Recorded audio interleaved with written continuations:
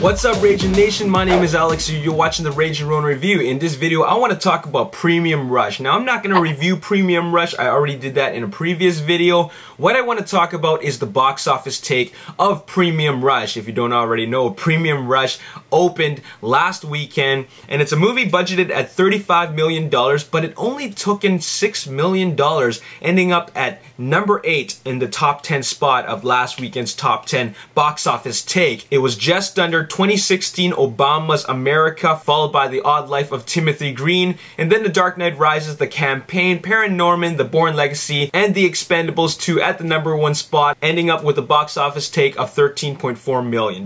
Now, I really thought that Premium Rush was going to take in anywhere between $18 to $19 million on its opening weekend. I was completely wrong. And I actually want to know why. I thought that the movie had a lot of good things going for it. But now, I just want to talk about the contributing factors as to why this would happen. When a studio decides to release a movie, or even make a movie for that matter, they should look at all the variables as why this movie should or shouldn't do well. You know, I was kind of rooting for Joseph Gordon-Levitt because I like him as an actor. He's been a part of a lot of great movies, for example, The Dark Knight Rises, 500 Days of Summer, and Inception. Now, this is a very big year for him with The Dark Knight Rises and this movie Premium Rush, and then he's got the sci-fi thriller with Bruce Willis, Looper. But I'm trying to figure out why didn't this movie work out for him? First of all, you got Joseph Gordon-Levitt in it. Like I said before, he's a very likable actor, so people should go out to watch him. Another thing is that this movie has 74% at Rotten Tomatoes, a website that a lot of people rely on for the reviews. 74% is a higher tomato meter reading than The Expendables 2,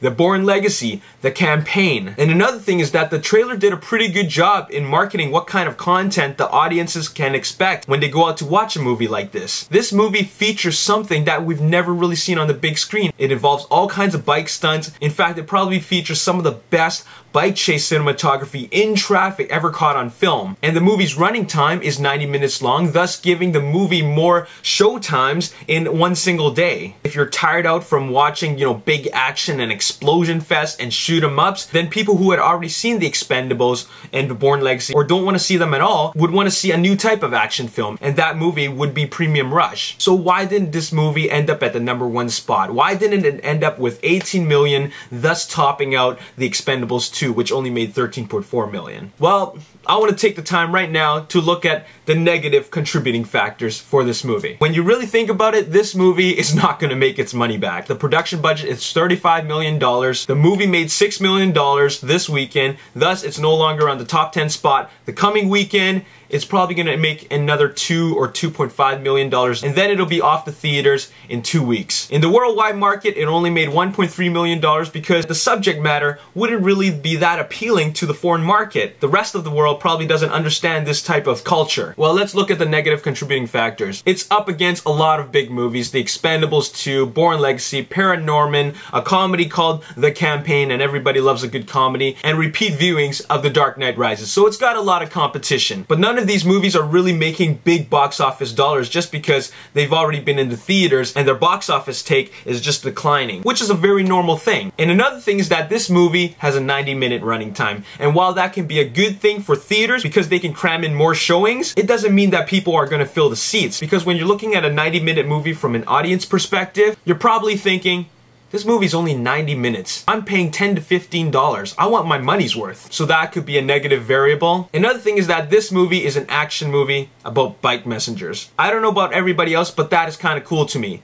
But a lot of other people might be thinking, well, it's just going to be people riding in bicycles and chasing each other. How exciting can that really be? You know, a car chase could be more exciting than that. So maybe people might be thinking that. Also, this movie was released on the tail end of the summer blockbuster movie season. And if you don't already know, movies that get released on the second half of August usually don't do that big at the box office. And all along, I was thinking this movie, with a 74% tomato meter rating, could have really done well. So what is it that made this movie do poorly at the box office? Well, after much thought, I've come to the conclusion that Joseph Gordon-Levitt is not leading man material in an action movie. I mean, people don't picture him as an action star or an action hero. And that is kind of unfortunate because I wanted this movie to be kind of a door opener for him to be in more leading roles in action films. And this was a bit of a test to see if he can really pull this off. But I think that audiences aren't ready to see Joseph Gordon-Levitt as a lead role in an action film. I mean, he was awesome in Inception and also The Dark Knight Rises. He was excellent in both those movies, but he was still only a supporting role. But he still did a good job. But his best performance and role to date has always been in 500 Days of Summer. And maybe these are the types of movies that people want to see him in. But you know what? No matter what, I will always like Joseph Gordon-Levitt. He's one of my favorite actors. And regardless of how well or poor this movie does, it's still a stepping stone for him, and I look forward to seeing him with Bruce Willis in Looper. Now that movie has a lot more going for it. It's a sci-fi movie, it's an action movie, it's got Bruce Willis in it, and it's a time travel movie. But it also comes out when school's back in. Anyways, if you haven't seen Premium Rush, check it out in theaters. It's a pretty good movie if you're looking for something fresh and new, and if you've already seen it, check out my review for this movie. This is a bit of a random rant, but it was just something that was on my mind, and I wanted to express myself and let you guys know how I feel about the whole situation. Now, it's just about box office. It doesn't really concern us. It concerns studios. But if you know me like you know me, I'm a movie buff and I like to know about all aspects of movies. From the production of it, to the release of it, to how much money it makes, to how I feel about it afterwards, and all that fun stuff. My name is Alex Yu, and thanks for taking the time to listen to me in this random Ragin Ronin review rant. I'll see you next time. Peace. And let me tell you something, the bike stunts are so cool. In fact, I really think that the director is the star of the movie and the director of photography because they really captured